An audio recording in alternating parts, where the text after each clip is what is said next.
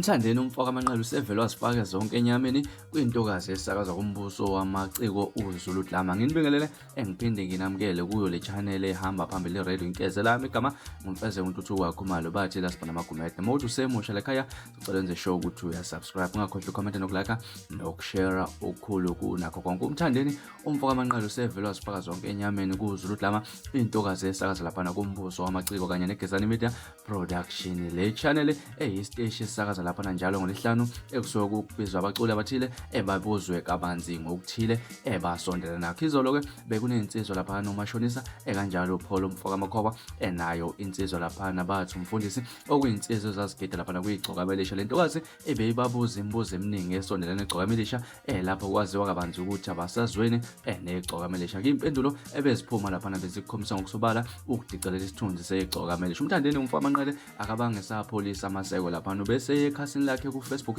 ewabhala umbhalo othi lo sisi yena angiqala ukumbona, ngangithi nje mina naye siyazana nje futhi ekakhulu ngimazele eThekwini eMlazi e17 kwathi ehostela. Ngaleso sikhathi lo sisi wayekipite nalensiza yasemakhabele lufihle zake umfoka nomi abaningi bayazi yaye ngumngane wami omkhulu ensiza. Ngangisafufusa ngaleso sikhathi kodwa ngeshwa kuNkulunkulu sowavele wasiphuca yona siyashiya emhlabeni. Ngiyafisa ukwazi ukuthi kazi konakele iphi kuyena lo sisi ngoba phela ngangisemncane ngale nkathi futhi angikhumbuli ngisho ngibapopola uma bezitike ekamelweni. Namhlanje ngiyamangala uma lo sisi esebenzisana neviyo labantu abayizitha zami zomona baphuma umkhankaso wokululwaza igama lami emphakathini ngaphandle kwesona. Ngiyaqonda ukuthi omasikandi abaningi basemzabalazweni wokuhlasela obukhulu nobuqhawe bami endimeni, kodwa ngiyacela uma befuna mina abaqonde mina ngqo bayeke ukusebenzisana izingane zabantu ezingenacala bezikhulumisa amanga anyanyisayo ngegama lami ngoba zizokwenyanywa ngabantu for nothing. Kwamele sikwamukele ukuthi manje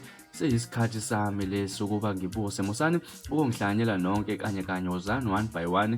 Musani ukubhuduzela kulonyaka ngizonifundisa ngenkani lento yokuputshuza indaba ngoba hayi azikho cha zona zikhona eziningi futhi zingamaqiniso kodwa. Next time ngiyabuya nakwabanye. Bona amazwi abhalwe umthandeni umfoka amanqele ekhasini lakhe ku Facebook ababhekise kuyo umbuso wamaciko ekuyisiteshi esiphethe uyona insizwa uGezani kanjalo neGay umfoka Ngcobo ukuthi lezi insizwa bezibize lapha insizwa ezazigedela igcoka belisha ukuba nazo zogeqa amagulo ngokwakwenzeka basagida kumthandeni umfoka amanqele. Mina ke ngizofisa ukuzwa ukuthi wena uphawula uthini ngalolu daba. Sihlangane lapha kwi-comment section uzikhulumele nawe ukuthi ubona kanjani ngalolu daba. Kulona video ebenginenzela namhlanje, kulona daba ebenginethulele. Ngingakhohlwa ukusubscribe nokulike kanjalo futhi nokushare okuyikhona okukhulu kunakho konke. Niphathe kahle, libe nosuku olumnandi, nginithanda kakhulu.